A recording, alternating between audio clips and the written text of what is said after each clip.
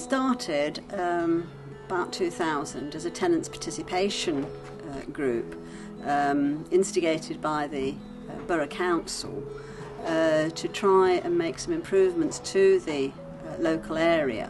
The group began because of the amount of antisocial behaviour around here.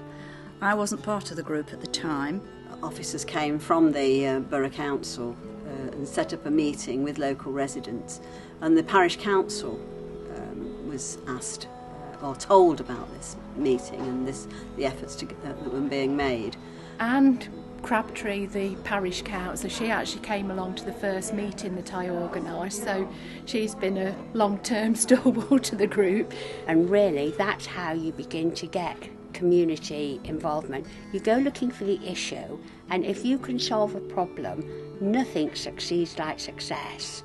So if you can show the people, let's get together, let's deal with this, and whether it's fundraising, dealing with a problem, running a sports day, or whatever, people will come to you.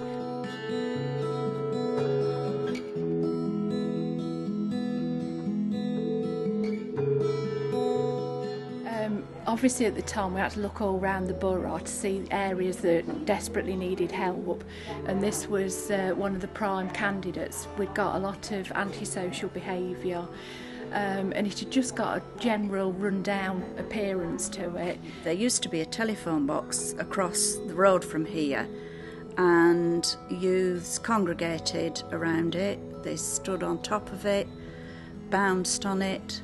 Well, there were local youngsters were congregating around. There are one or two grassed areas, so they would congregate around there. There's a garage, communal garaging area, and some of these garages were a bit broken down, and the youths were congregating in there. We've got problems with drugs. And the night I actually set the initial meeting up here, we'd had a couple of families evicted from properties just in the immediate area. Getting the police involved and the local councils and councillors, and getting support for the actual residents themselves to be able to feel that they can take action, that's the good thing. We've got a couple of particular problem families that were jumping the fences at night, going into people's gardens, smashing greenhouses down. People are now feel confident to look out for each other and look out for the area. They know who they can contact if anything does go wrong. They've got all these points of contact, and knowing someone who does or someone who can is half the battle, rather than feeling no one's going to take any notice of me, you know.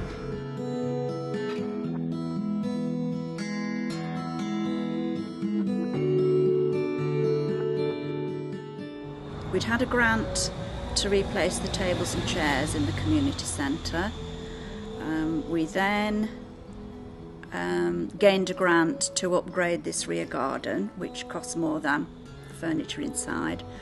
Organisations such as Voluntary Action Leicester have good contacts for funders. Leicestershire and Rutland Community Council, they are another good contact. They have a list of funding organisations. The local authorities also give grants out, and the county council, shire grants, we've used them, and it was a shire grant that we used for, it was partly funded the garden project there. We had a community forum grant at the end of last year, and that was to upgrade the kitchen in the community centre here, and with it we bought a fridge freezer, a dishwasher, a cooker, the paint to redo the ceiling and walls, and tiles to do the walls and finish it off. The good thing about that community forum is that your project is voted on by other organisations. So you have to make your pitch and make it good so that it sounds really, really interesting and a worthwhile project, so that the other organisations who are also wanting funding think, oh, that's good, yes, I could vote for that, I can see the benefit of that. The local brownies pack decided we would be their charity for the year. and they actually raised us £157, which was really good. But what was really important, it wasn't so much the money, it was the fact that they took ownership of that playground, and when it went up, it's there. And when they come through, they look at it and they think, I helped, my playground, I will take care. And this buy-in and ownership by everyone is really important.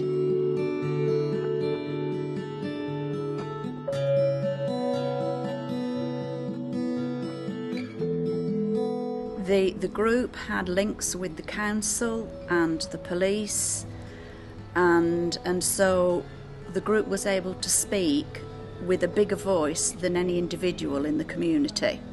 Well, what you have to be very careful for, you can sit in a committee room and think, I've got a good idea, we need to put a playground up there. But unless you've got the things on that playground that the children actually want, you could waste an awful lot of money. In our case, if we hadn't have put the right thing there, we could have wasted over £100,000. Not only do we waste the money, we waste all the time and effort to create that, to raise that kind of money. So we started off by going into the schools, and we took a survey into schools to ask the children what their wish list was. Not all children are sports, so another way of helping them with their well-being is to get them interested in cooking good, fresh food. So we run a weekly cookery class from 10 till 12 every Wednesday morning. When we put this out, we didn't know whether it would take off or not. It was the first class filled, and we could have run it 2 or 3 times a week.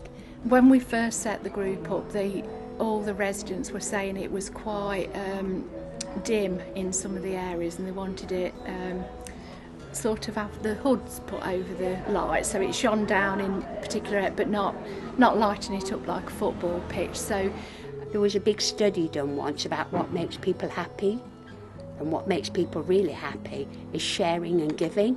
It's not getting. It really isn't getting, it's giving.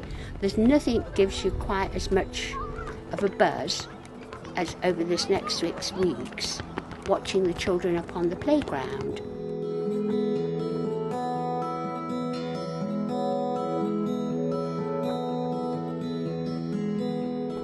It's a complete transformation.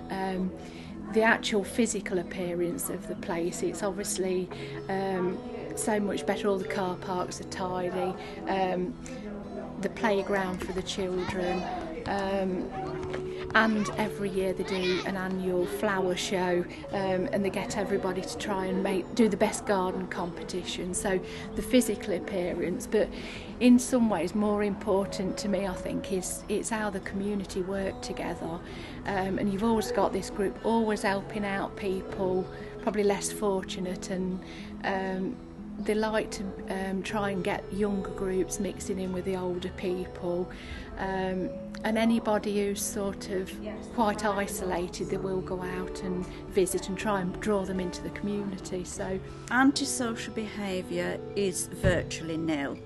We do hear of the occasional thing, but we have quick contacts with the village police, the village council and the borough council.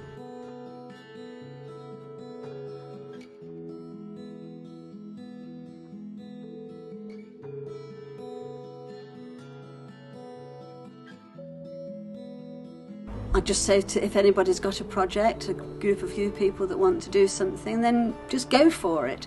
There are lots of people that can help. If you know your local councillor, they can put you in touch with people. If you in a parished area, go to the parish council or go to the local town or borough council for help. There are always people there that can help with funding. And organisations such as Voluntary Action Leicester or the Leicestershire and Rutland Community Council, they're very good with helping to fund things. Like we've been involved with the carnivals in Burbage and in Hinckley, they're also good sources of funding because they redistribute the money that they get in to local organisations. And so it's sort of, the money is being recirculated, if you like, within the local community, but everyone gets to benefit from it. So I'd just say to any group that's got something that they want to raise money for, just go for it. Go for it. There are people out there that will help and will come forward.